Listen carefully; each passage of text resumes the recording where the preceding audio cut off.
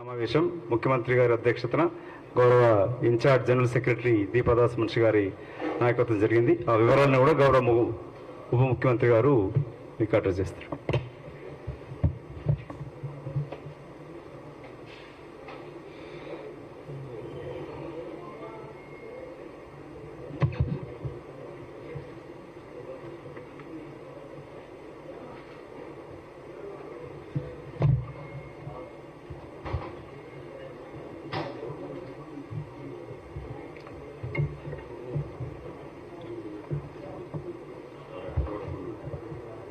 Media మిత్రులందరికీ ముందుగా నమస్కారాలు. గౌరవ మంత్రివర్యులు వ్యవసాయ శాఖ మంత్రివర్యులు తుమ్మల నాగేశ్వరరావు గారు, రాష్ట్ర Congress committee campaign committee chairman Madhu Yaskhi Goud గారు, అట్లాగే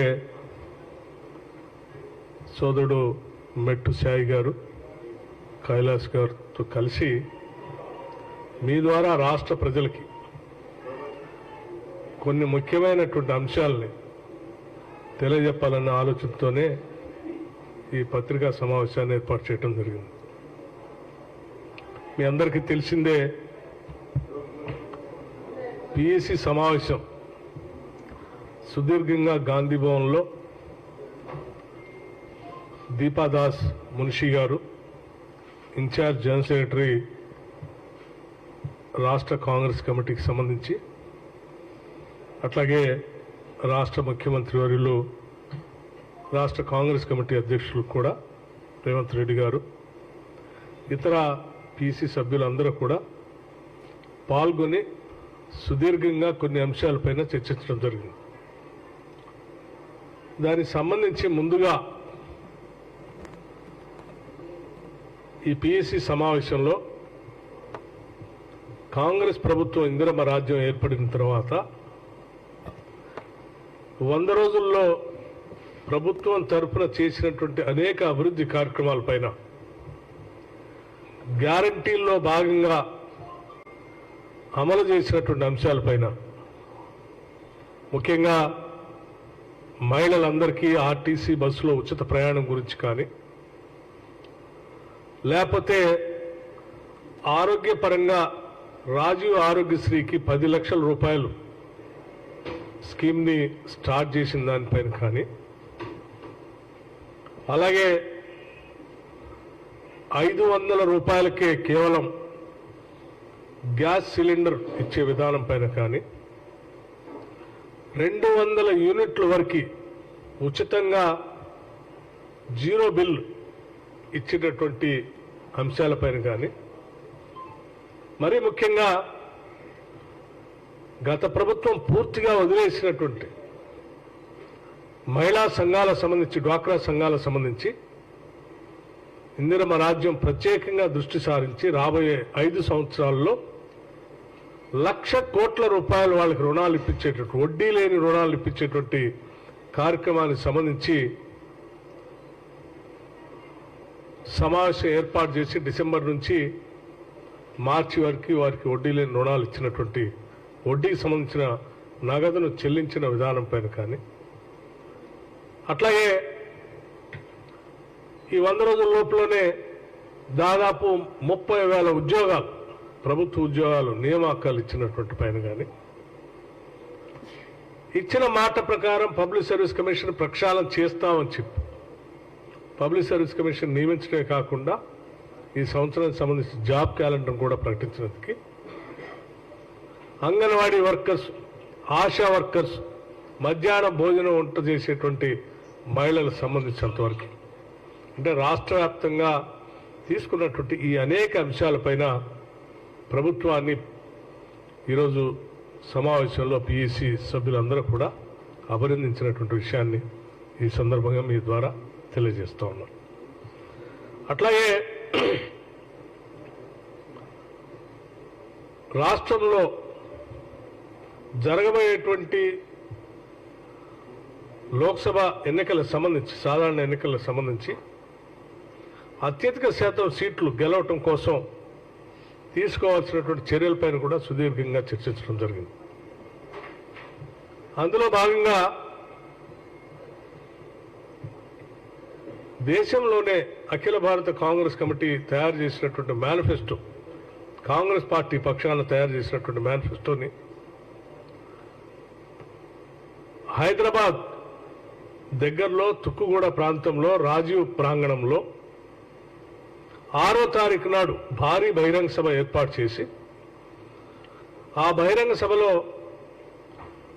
అఖిల భారత కాంగ్రెస్ కమిటీకి సంబంధించి దేశవ్యాప్తంగా తీసుకున్నటువంటి మేనిఫెస్టోకి సంబంధించిన అంశాలని ప్రకటించేటువంటి అంశాన్ని పెద్ద ఎత్తున చేపట్టాలని చెప్పి కూడా కాంగ్రెస్ పార్టీ పక్షాన నిర్ణయం చేయడం జరిగింది.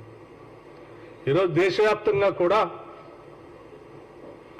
గతంలో ఈ రాష్ట్రంలో కాంగ్రెస్ పార్టీ పక్షాన్ని ఏ రకంగా అయితే హామీలు ఇచ్చి అమలు చేస్తూ అభివృద్ధి కార్యక్రమాలను ఉరుకులు పెట్టిస్తూ ఉన్నామో, తెలంగాణ మోడల్గా ఈరోజు దేశవ్యాప్తంగా ఉన్నటువంటి అన్ని రాష్ట్రాల్లో కూడా దేశవ్యాప్తంగా కూడా తెలంగాణ మోడల్గా ముందుకు తీసుకొని పోవాలన్నటువంటి ఆలోచన ఈరోజు పెద్ద ఎత్తున ప్రచారం దేశవ్యాప్తంగా జరుగుతాం.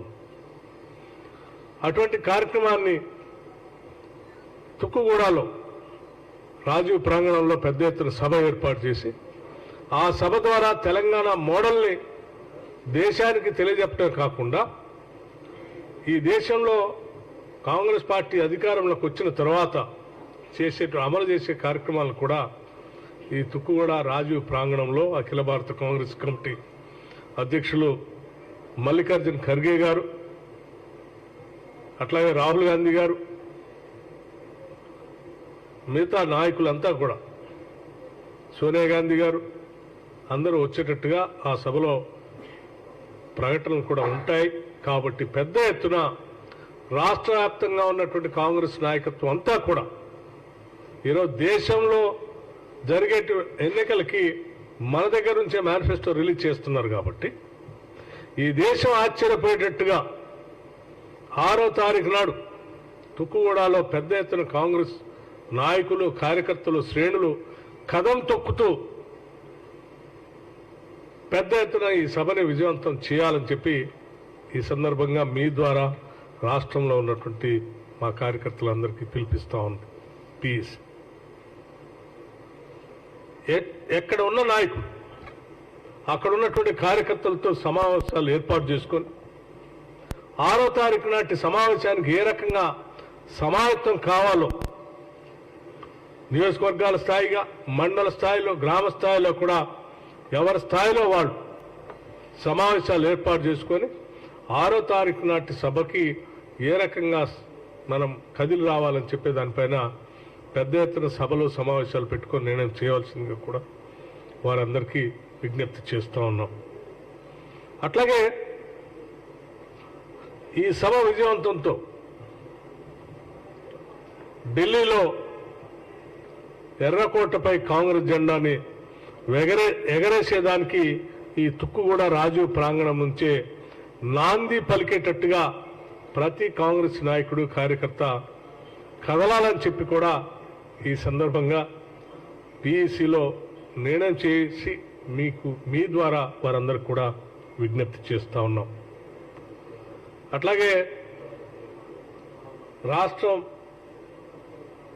పార్టీ అధికారంలోకి వచ్చిన తర్వాత పార్టీ ద్వారా నామినేట్ చేసినటువంటి పార్లమెంట్ సభ్యులకి, ఎమ్మెల్సీలకి, అట్లాగే ఇతరత్ర కార్పొరేషన్ చైర్మన్గా నియమించబడినటువంటి వాళ్ళందరికీ కూడా సమావేశంలో అభినందనలు తెలియజేయడం జరిగింది. మరొక ముఖ్యమైన విషయం కూడా సభలో లోతుగా చర్చించడం కూడా జరిగింది. దానికి సంబంధించి వ్యవసాయ రంగానికి సంబంధించి, రైతు బంధుకు సంబంధించి పెద్ద ఎత్తున రైతులను ఆదుకునే కార్యక్రమంలో కాంగ్రెస్ పార్టీ ఎప్పుడు వెనకంజ వేయదు అని చెప్పేటువంటి కార్యక్రమానికి సభలు ఈ పిఎస్సి సమావేశంలో కూడా లోతుగా చర్చించడం జరిగింది. దాంట్లో భాగంగా మిత్రులందరూ కూడా మీ ద్వారా మేము తెలియజేసేది ఏంటంటే, దాదాపు అంటే కరెక్ట్ లెక్క నేను చెప్తా ఉన్నాను, రైతులందరికీ 5 ఎకరాల వరకు ఇప్పటికే పూర్తిగా రైతు బంధుకు సంబంధించిన డబ్బులు వేయటం జరిగింది. మిగతా అన్నీ కూడా ప్రోగ్రెస్లో ఉన్నాయి. 64,75,000 మంది రైతులకి 5,575 కోట్లు ఇప్పటికే రైతు బంధు రూపేణ వారి వారి అకౌంట్లో వేయటం జరిగింది. ఇక మిగిలి ఉన్నటువంటి అంటే దాదాపు మిగిలి ఉన్నటువంటి కేవలం 5 లక్షల ఎకరాలు మాత్రమే 5 లక్షల మంది రైతులు మాత్రమే మిగిలి ఉన్నారు. అంటే దాదాపు 65 లక్షల మందికి ఇప్పటికి సంపూర్ణంగా రైతు బంధు అందించాం. మిగిలి ఉన్నది కేవలం 5 లక్షల మంది రైతులు మాత్రమే. వారికి కూడా ఆ ప్రాసెస్ అంతా కూడా మేము కంటిన్యూ చేస్తూ ముందుకు తీసుకుని వెళ్తా ఉన్నాం. ఉదాహరణకి చాలా సందర్భాల్లో కేటీఆర్ గారు కానీ లేకపోతే టీఆర్ఎస్ పార్టీ సంబంధించిన నాయకులు మాట్లాడుతూ ఉన్నారు, రైతు బంధు వేయట్లేదు, రైతు భరోసా చెప్పారు, చెప్పిన దాని ప్రకారం ఏమీ చేయట్లేదని చెప్తా ఉన్నారు. వారికి నేను చర్చించడానికి చాలా సిద్ధంగా ఉన్నాను. ఆర్థిక శాఖను చూస్తున్నటువంటి వ్యక్తిగా మీకంటే బాగా మేము స్పీడ్గా రైతులకి రైతు బంధు డబ్బులు అందిస్తూ ఉన్నాం. మీరు యాసంగిలో కానీ వానాకాలంలో కానీ ఎప్పుడు కూడా మేము ఇచ్చిన టైం కంటే ముందుగా మీరు ఇచ్చినటువంటి పరిస్థితి లేదు. ఈ రాష్ట్రాన్ని అతలాకుతలం చేసి 7 లక్షల కోట్లు అప్పు చేసి ఆగవాగం చేసిపోతే కూడా మీరిచ్చిన టైం కంటే ముందే మేము రైతులకి రైతు బంధు ఇస్తూ ఉన్నాం. ఒకవేళ ఎవరికైనా చర్చించాలని ఆలోచన ఉంటే టీఆర్ఎస్ పార్టీ నుంచి రైతు బంధు పైన మీరిచ్చినటువంటి సమయం మేము ఇచ్చిన సమయం లోపల చర్చించడానికి నేను సిద్ధంగా ఉన్నాను. అట్లాగే ఆర్థిక శాఖ నుంచి ఇప్పటివరకు మేము సాధించినటువంటి విషయాలపైన కూడా అంటే అనేక రకాలైనటువంటి ఇబ్బందులు ఉంటే కూడా ఇప్పటివరకు మేము చేసినటువంటి కార్యక్రమాలు చూస్తూ ఉంటే ప్రజలందరూ కూడా హర్షిస్తున్నటువంటి విషయాన్ని కూడా మేము చెప్తా ఉన్నాం. మొదటి నెల 1 తారీఖు నాడే జీతాలు ఇచ్చినటువంటి దాఖలం కాంగ్రెస్ పార్టీ ప్రభుత్వం అధికారంలోకి వచ్చిన తర్వాత మొట్టమొదటిసారి జరుగుతూ ఉంది. మీ హయాంలో ఏనాడు కూడా 2019 నుంచి ఏనాడు కూడా మీరు మొదటి నెల జీతాలు ఇచ్చినటువంటి పరిస్థితులు మేము మొట్టమొదటిసారి ఈరోజు 1st నెల జీతాలు ఇచ్చి అటు ఉద్యోగస్తులకి పెన్షనర్స్ కూడా మేము పెద్ద ఎత్తున లబ్ధి చేకూర్చామని చెప్పడానికి కూడా సంతోషిస్తూ ఉన్నాం. అట్లాగే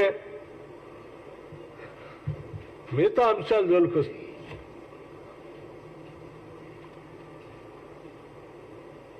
హైదరాబాద్ నగరానికి సంబంధించి మూసీ రివర్ ఫ్రంట్కి సంబంధించి మోడర్నైజేషన్ గురించి లేకపోతే రిజర్వేషన్ గురించి కానీ లేకపోతే RRRకి సంబంధించి పెద్ద ఎత్తున దానికి ప్రత్యేకంగా కేంద్ర ప్రభుత్వానికి సంబంధించిన మంత్రులతో కూడా కలిసి నిధులు తీసుకొని వచ్చి ల్యాండ్ అక్విజిషన్ మొదలుపెట్టే కార్యక్రమాన్ని నిధులు రిలీజ్ చేయటం కానీ అట్లాగే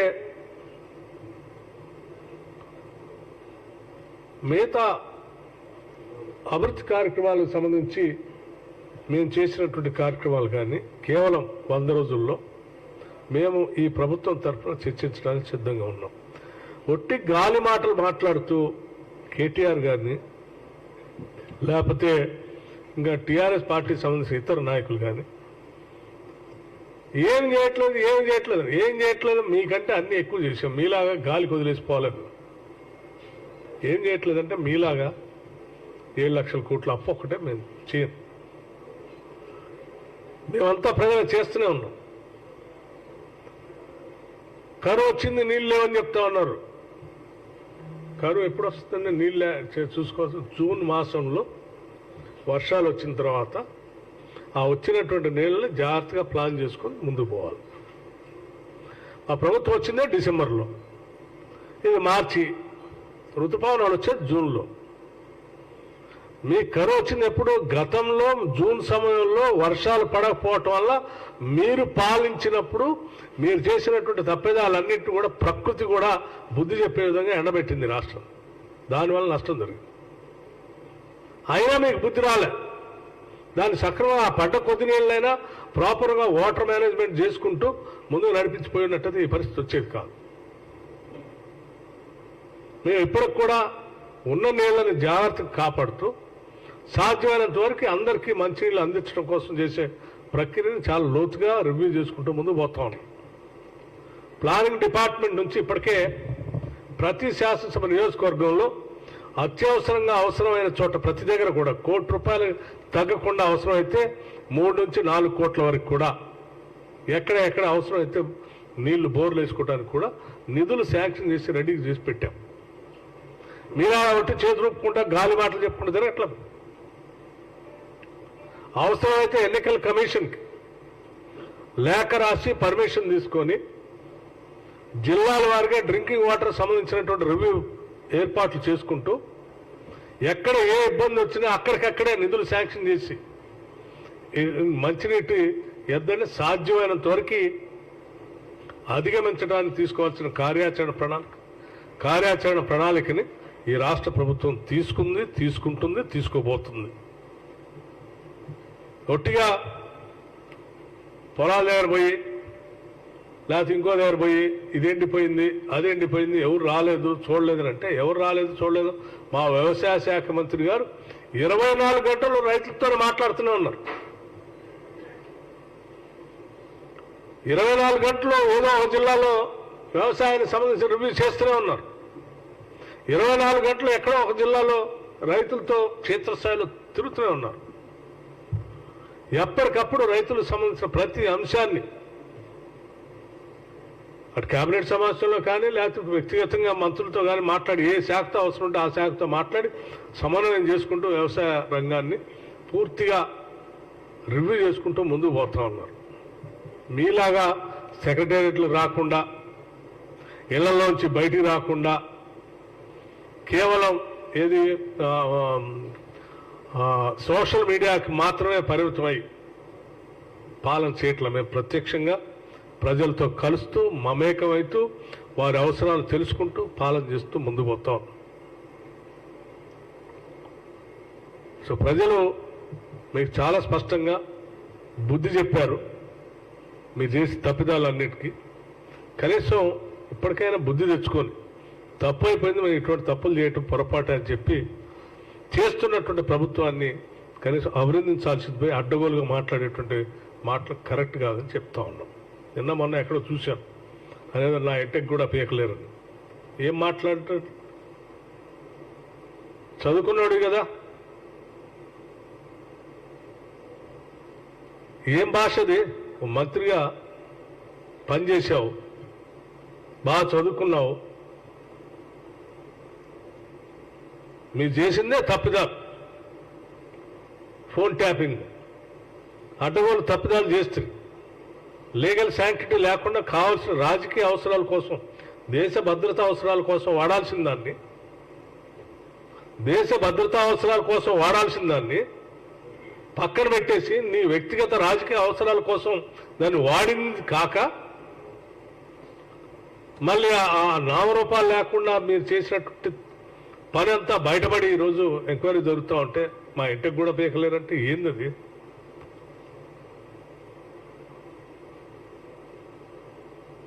భాష ఒళ్ళు రెండు కూడా దగ్గర పెట్టుకొని గౌరవ ప్రతిపక్ష నాయకులుగా మీరు ప్రవర్తించండి.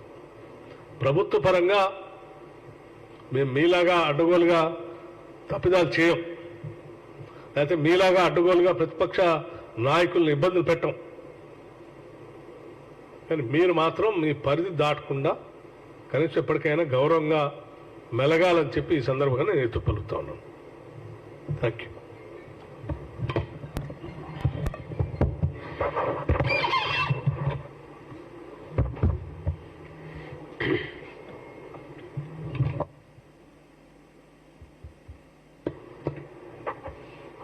గౌరవనీయులు ఆర్థిక శాఖ మంత్రులు భట్టి గారు, క్యాంపెయిన్ కమిటీ చైర్మన్ మధు గారు, పెద్దలు సాయి గారు, కైలాష్ గారు, ప్రియమైన పత్రికా విలేకరులు పెద్దలందరికీ హృదయపూర్వక నమస్కారం. భట్టి గారు రేపు జరుగుతున్నటువంటి 6వ తారీఖున తుక్కుగూడలో రాజీవ్ గాంధీ ప్రాంగణంలో జరిగేటటువంటి మేనిఫెస్టో రిలీజ్కి సంబంధించినటువంటి బహిరంగ సభ గౌరవ రాహుల్ గాంధీ గారి యొక్క సమావేశానికి అధిక ప్రాధాన్యత ఇస్తూ ఎన్నికల ముందు సెప్టెంబర్ 17న జరిగినటువంటి సోనియా గాంధీ గారు 6 గ్యారంటీల యొక్క రిలీజ్ కార్యక్రమం ఎంత మహా అద్భుతంగా జరిగిందో అంతకంటే మిన్నగా ఈనాడు రాహుల్ గాంధీ గారి సమావేశం జరగాలని చెప్పి ఈనాడు పిఎస్సి మీటింగ్లో సభ్యులందరికీ కూడా నిర్దేశించడం జరిగింది. దాని ప్రకారంగా శ్రేణులన్నింటినీ ఉత్తేజపరిచి ఈ ప్రభుత్వం 100 రోజుల పరిపాలనలో సాధించినటువంటి 6 గ్యారెంటీల అమలుతోటి పాటు భారతదేశంలోనే 100 రోజుల్లోనే ఒక మంచి ప్రభుత్వం, సంక్షోభంలో ఉన్నటువంటి ప్రభుత్వాన్ని సంక్షేమ దిశగా తీసుకెళ్తున్నటువంటి ప్రభుత్వం తెలంగాణ ప్రభుత్వం అని చెప్పి దేశవ్యాప్తంగా జాతీయ నాయకులు పొగిడే స్థితికి ఈనాడు తెలంగాణ ప్రభుత్వం తీసుకురాగలిగామంటే అదొక కమిట్మెంట్ తోటి ప్రజలు ఇచ్చినటువంటి ఆ యొక్క ఆశీర్వాద ఫలితంగా వచ్చినటువంటి కాంగ్రెస్ ప్రభుత్వాన్ని, కమిట్మెంట్ తోటి చేస్తున్న ప్రభుత్వాన్ని గుర్తించకుండా అధికారం కోల్పోయామనేటటువంటి ఒక దుగ్ధతోటి బీఆర్ఎస్ పార్టీ నాయకులు మొట్టమొదటిసారి వాళ్ళ జీవితంలో వరి పొలంలోకి వెళ్ళినటువంటి సంఘటన కేటీఆర్ గారి జీవితంలో 3 రోజుల క్రితం జరిగింది. అంటే తెలంగాణ ప్రజలు గమనిస్తున్నారు మీ గతం ప్రభుత్వంలో మీరేం చేశారో, ఈరోజు మళ్ళీ మీరు ఏం మాట్లాడుతున్నారు. ప్రకృతి వికటించి వర్షాభావ పరిస్థితులు నెలకొన్నటువంటి, కరువులో ఉన్నటువంటి ఈ రాష్ట్రాన్ని ఇంకా అధోగతి పాలు చేసినటువంటి మీ గత ప్రభుత్వం యొక్క లీలలు, తక్కువ వర్షపాతం ఉన్నప్పుడు శ్రీశైలం, నాగార్జున సాగర్కి నీళ్లు రానున్నప్పుడు మీరు మొదటి పంటకే నీళ్ళు ఇవ్వాల, అంటే వానాకాలం పంటకే నీళ్ళు ఇవ్వనటువంటి ఆ పాలకులు రెండో పంటకి నీళ్ళు ఇవ్వలేదని నెపం ఈ ప్రభుత్వం మీద నెట్టడం అంటే మీరెంత దుర్బుద్ధితోటి, ఎంత దుగ్ధతోటి, ఎంత అధికారం కోల్పోయినటువంటి బాధతోటి మీరు మాట్లాడుతున్నారో మాకు అర్థమవుతుంది, ప్రజలు అర్థం చేసుకుంటున్నారు. మొదటి పంటకే సాగర్లో నీళ్లు లేవని చెప్పి నీళ్లు ఇవ్వలేనటువంటి మీరు రెండో పంటకి నీళ్లు ఇవ్వట్లేదు, పొలాలు ఎండిపోయినాయి అని. పొలాలు ఎండిపోయినాయి కేవలం రైతులు బోర్ల కింద వేసుకున్నటువంటి పొలాల్లో గతంలో మాదిరిగా వారికి ఉన్నటువంటి వ్యవసాయ భూమిని సాగు చేసుకుంటే భూగర్భ జలాలు తగ్గిపోవటం వల్ల పూర్తి స్థాయిలో వాళ్ళు నీళ్లు పెట్టుకోలేకపోవటం మూలాన చివరి పొలాలు ఎండుతున్నటువంటి మాట వాస్తవం. మొన్న వడగళ్ల వానకు వచ్చినటువంటి 3-4 జిల్లాల్లో వెంటనే ముఖ్యమంత్రి గారు ప్రభుత్వం నిర్ణయం తీసుకొని వాటిని ఎస్టిమేట్ వేసి నష్టపోయినటువంటి ప్రతి రైతుకి రేపో ఎల్లుండో నివేదిక వస్తుంది. నివేదిక రాగానే 10,000 రూపాయల చొప్పున ఆ రైతుల ఖాతాలో వేసేటటువంటి బాధ్యత ఈ ప్రభుత్వం తీసుకుంది. మీరు గత 10 సంవత్సరాల్లో కూడా ఎప్పుడు ప్రకృతి వికటించిన వర్షాభావం వల్ల కానీ, వరదల వల్ల కానీ, దేని వల్ల నష్టపోయినా కూడా ఎప్పుడూ మీరు ఇన్పుట్ సబ్సిడీ ఇవ్వనటువంటి మీరు ఈరోజు రైతులకి 25,000 ఇవ్వాలని చెప్పేటటువంటి ఒక చేతగాని మాటలు, అంటే ప్రభుత్వాన్ని అప్రదిష్ట పాలు చేసే మాటలు మాట్లాడుతున్నారంటే మీరు గతంలో ఉన్నటువంటి తప్పులు మళ్ళీ మీకే తగులుతాయి. కాబట్టి దయచేసి గౌరవంగా గతంలో మీరు చేయనటువంటి పనులన్నింటినీ కూడా ఈరోజు మా ప్రభుత్వాన్ని చేయాలని కోరుకోవటం మీ యొక్క అధికారం కోల్పోయిన దుగ్ధతోటి చేసే మాటలు తప్ప వాస్తవాలు కావు. అయినా సరే మీకు ఒక ఉదాహరణ చెప్పాలంటే 4-5 సంవత్సరాలు వాళ్ళు రైతు బంధు ఇచ్చినటువంటి రోజులు మీరు చూస్తే 18-19లో 5 నెలల 11 రోజులు వేశారు రైతు బంధు. అదేవిధంగా 19-20లో 4 నెలల 10 రోజులు వేశారు. 20-21లో 5 నెలల 16 రోజులు వేశారు. 22-23లో కూడా 4 నెలల 28 రోజులు వేశారు.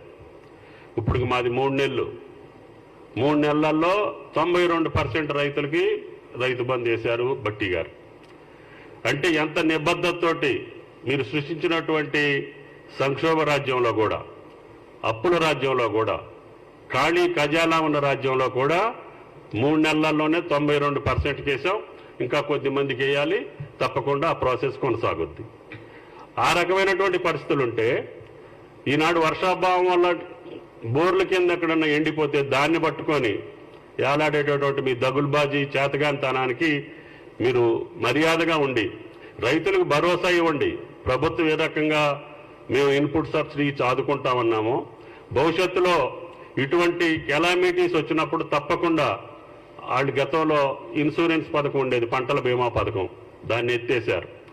ఇప్పుడు మేము దాన్ని మళ్ళీ రివైవ్ చేసి రైతులు కట్టే ప్రీమియం కూడా మేమే కట్టి ప్రభుత్వం ప్రతి ఎకరానికి పంటల బీమా పథకాన్ని అమలు చేయాలని చెప్పి ఈ రాష్ట్ర ప్రభుత్వం, ముఖ్యమంత్రి గారు, కేబినెట్ నిర్ణయం తీసుకుంది. రేపు వానాకాలం నుంచి ఏ ప్రకృతి వైపరీత్యం వచ్చినా ఈ రాష్ట్ర ప్రభుత్వం రైతాంగాన్ని ఆదుకునేటట్టుగా మేము పంటల బీమా పథకంలో చేరదలుచుకున్నాం, దాన్ని అమలు చేస్తాం. ఈ మిగతా కార్యక్రమాలన్నిటికీ రైతుకు కావాల్సినటువంటి విషయాల్లో తెలంగాణ ప్రభుత్వం వెనక్కిపోయే ప్రశ్నే లేదు. మీరు అధికారం కోల్పోయిన బాధతోటి మాట్లాడుతున్నారని చెప్పి మేము భావించినప్పటికీ కూడా మరీ దగులుబాజీతనంగా రైతాంగాన్ని ఇబ్బంది పెట్టేటట్టుగా, రైతు ఇంకా బాధపడేటట్టుగా మాట్లాడటం మీకు సమంజసం కాదు. దయచేసి బీఆర్ఎస్ పార్టీ నాయకులు గతాన్ని గుర్తుంచుకొని ఇప్పుడు ఈ ప్రభుత్వం చేస్తున్నటువంటి చర్యలను సమర్థిస్తూ రైతాంగానికి భరోసా ఇస్తే మంచిదని చెప్పి విజ్ఞప్తి చేస్తున్నాం. Thank you.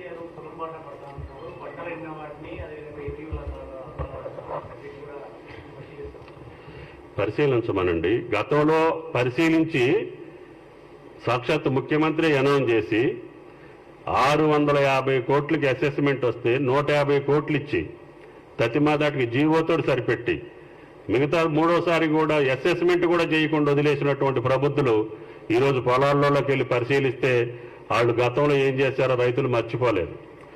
10 సంవత్సరాల్లో ఏ కెలామిటీలో కూడా గోదావరి వరదలు వచ్చి సర్వనాశనం అయినా కూడా 1 పైసా ఇన్పుట్ సబ్సిడీ ఇవ్వాల.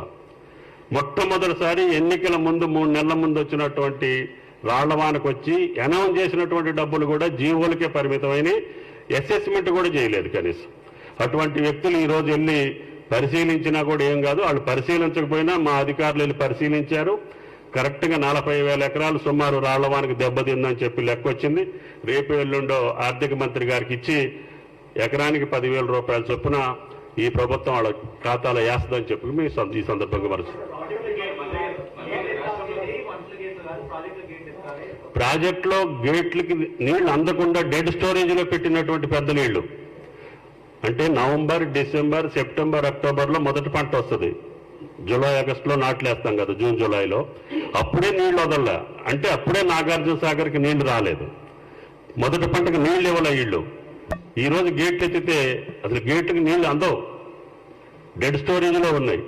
కేవలం మంచినీటికి కూడా ఈరోజు ముఖ్యమంత్రి గారు పిఎస్సి మీటింగ్లో కూడా కర్ణాటక ముఖ్యమంత్రి గారిని, ప్రభుత్వాన్ని అడిగి ఒక 10-15 టీఎంసీ తీసుకొని మంచినీళ్ళని నడపాల్సినటువంటి పరిస్థితి రాష్ట్రానికి వచ్చింది. డెడ్ స్టోరేజ్లో వాళ్ళు పెట్టేసి గేట్లు ఎత్తమంటున్నారు. ఇది అపహాస్యం, వాళ్ళ అవగాహన రాహిత్యం. వాళ్ళు కేవలం పవర్ కోసం శ్రీశైలం, నాగార్జున సాగర్ 2 రాష్ట్రాలు విచ్చలవిడిగా నీళ్లు వదిలేసి ఉన్న నీళ్లను కూడా పంటలకు ఇవ్వకుండా పవర్కు వదిలి 2 రిజర్వాయర్లు ఖాళీ చేసి రేపు ఎన్నికలు ఎట్లాగూ గెలవట్లేదు కాబట్టి రేపు రాబోయే ప్రభుత్వాన్ని బదనాం చేయొచ్చు అనేటువంటి దురుద్దేశంతో వాళ్ళు ప్రాజెక్టులు ఖాళీ చేసి ఈరోజు ప్రజలను ఇబ్బంది పెట్టేటటువంటి చరిత్ర బీఆర్ఎస్ పార్టీ నాయకులు మర్చిపోవద్దని చెప్పి విజ్ఞప్తి చేస్తున్నాం. మొత్తం వాటా ప్రభుత్వమే భరాంచుద్దండి. అది పంటల వారీగా ఉంటుంది, ఆ పంటల వారీ లిస్ట్ మీకు పంపిస్తాం.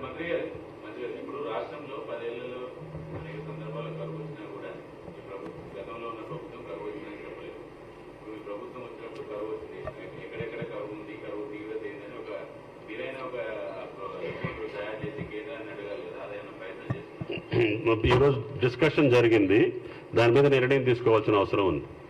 Thank you. మీడియా మిత్రులందరూ, రాష్ట్ర ప్రజలు కూడా, ముఖ్యంగా మీడియా మిత్రులు, టీఆర్ఎస్ నాయకులు తెలుసుకోవాల్సినటువంటి అంశం ఏంటంటే ప్రాజెక్టులు నీళ్లు. ఈ నీళ్లు ప్రాజెక్టులు నిండేది ఎప్పుడంటే ఋతుపవనాలు వచ్చినప్పుడు నిండుతాయి. జూన్ మాసంలో ఋతుపవనాలు వస్తాయి. ఇప్పుడు ఉన్నటువంటిది మార్చిలో ఉన్నాం మనం. అంటే గతంలో జూన్ మాసంలో రావాల్సిన నీళ్లు, పడాల్సిన వర్షం ప్రాపర్గా పడలేదు, ప్రాజెక్టులు నిండలేదు. అప్పుడు ఎవరున్నారంటే అధికారంలో? మేమున్నామా, టీఆర్ఎస్ వాళ్ళు ఉన్నారా? వాళ్ళగా ఉంది. కాంగ్రెస్ వచ్చింది, కరువు వచ్చిందంటే నీ పుణ్యమే కరువు వచ్చింది. మీ హయాంలోనే చెరువులు నిండలే, కుంటలు నిండలే, ప్రాజెక్టులు నిండలే, వర్షాలు పడలే. అందుకే ఇప్పుడు తుమ్మలాశ్వర గారు చెప్పినట్టు మీరు మొదటి పంటకే మీరు నీళ్ళు ఇవ్వలేదు. వానాకాలం పంటకే నీళ్ళు ఇవ్వలేదు. నీళ్లు అడగటానికి బుద్ధి ఉండాలి కదా. అంటే ప్రజల్ని ఎంత తప్పుదో పట్టించిన రైతులకైతే వాస్తవ విషయాలు తెలుసు. మీరు చెప్తున్న వాళ్ళు వింటున్నారు అనుకుంటున్నారు, ఏమనరు. రైతు బంధు లేదు. 1,10,00,000 ఎకరాలకి 1,05,00,000 ఎకరాలకి ఇప్పటికీ రైతు బంధు ఇచ్చేసేవాడి. ఉన్నది 5,00,000 ఎకరాలు. Okay, clear. 1,10,00,000 ఎకరాలకి 1,05,00,000 ఎకరాలకి ఇప్పటికే రైతు బంధు ఇచ్చేసాం. మిగిలి ఉన్నది కేవలం 5,00,000 ఎకరాలు. ఓకే అమ్మా, ఆయన అప్పుడు మన మంత్రి గారు ఇప్పుడే చెప్పారు, వాళ్ళ హయాంలో అయితే 4 నెలలు, 5 నెలలు, 6 నెలలు దాకా కూడా ఇచ్చేవాళ్ళు కాదు. మేము 3 నెలల్లోనే 1,05,00,000కి ఇచ్చేసాం. అమ్మా ఎవరన్నారు? నో చాలా పొరపాటు. అంటే మీరు అప్లై చేసుకుని ఉండకపోవచ్చు. నేను I'm telling you very clear. మళ్ళీ ఒకసారి చెప్తా ఉన్నా మీకు, మీ ద్వారా రాష్ట్రంలో మీలాంటి వాళ్ళు ఎవరైనా ఉంటే వాళ్ళకు కూడా చెప్తాం. మీరు ప్రజాపాలనలో అప్లికేషన్స్ పెట్టుకున్నప్పుడు మీ గ్యాస్ సిలిండర్ సంబంధించిన నెంబర్ అయినా తప్పు రాసి ఉండాలి, లేకపోతే మీ రేషన్ కార్డు నెంబర్ అయినా తప్పు రాసి ఉండాలి. ఈ రెండు కరెక్ట్ రాసి ఉంటే 100% మీది లిస్టులో ఉంది. ఇప్పుడు కూడా చెప్తా ఉన్నాం, మీరు ఎలిజిబిలిటీలో ఉంటే, ఒకవేళ మీరు ఆ లిస్టులో రాకుండా ఉంటే స్థానికంగా ఉన్నటువంటి మండల డెవలప్మెంట్ ఆఫీసులో ప్రజాపాలన అధికారిని మేము 24 గంటలు ఉంచాం. మీరు పోయి మళ్ళీ ఆడ అప్లికేషన్ ఇచ్చి దాన్ని రెక్టిఫై చేసుకుంటే ఆటోమేటిక్గా you get in to that list.